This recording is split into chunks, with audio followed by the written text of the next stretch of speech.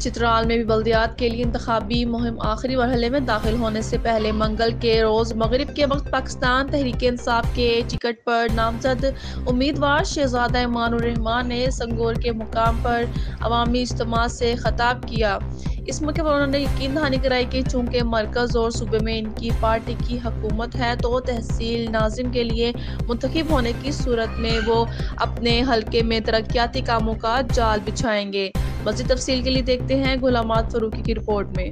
2022 کی بلدیات کے لیے انتخابی مہم آخری مرحلے میں داخل ہو گئی۔ منگل کے روز مغرب کے وقت پاکستان تحریک انصاف کی ٹکٹ پر تحصیل چترال کی چیئرمین کے لیے نامزد امیدوار شہزادہ امان الرحمان نے سنگور میں اپنا آخری جلسہ کیا۔ انتخابی مہم کی سرگرمیاں چونکہ رات کو 12 بجے ختم ہونے ہیں، سنگور میں عوامی اجتماع سے خطاب کرتے ہوئے شہزادہ امان الرحمان نے کہا کہ میرے باپ دادا نے ریاست چترال پر 500 سال حکمرانی کی ہے، میرے پاس اللہ تعالیٰ کا دیا ہوا سب کچھ ہے، میرے کوئی محتاجی نہیں، مگر دل میں عوام کی خدمت کا جذبہ لے کر سیاست کے میدان میں اترا ہوں۔ انہوں نے عوام پر زور دیا کہ وہ 31 مارچ کو سوچ سمجھ کر اپنا قیمتی ووٹ استعمال کرے۔ انہوں نے کہا کہ مرکز اور صوبے میں جس پارٹی کی حکومت ہے ان کے امیدواروں کو کامیاب کرنا چاہیے تاکہ وہ صوبے سے فنڈ لا سکے۔ اس موقع پر جنرل کونسلر کے لیے امیدوار امین الرحمان اور سابقہ AC سردار محمد خان نے بھی اظہار خیال کیا۔ انہوں نے عوام پر زور دیا کہ وہ اپنا ووٹ شہزادہ امان الرحمان کے حق میں استعمال کرے کیونکہ ان کی کوئی مجبوری نہیں ہے، اور اگر وہ کامیاب ہوئے تو کم از کم عوام کے نام پر نکلا ہوا فنڈ کا غلط استعمال نہیں کرے گا۔ یہ جلسہ مغرب کے بعد دعائیہ کلمات کے ساتھ اختتام پذیر ہوا، جس میں کثیر تعداد میں لوگوں نے شرکت کی۔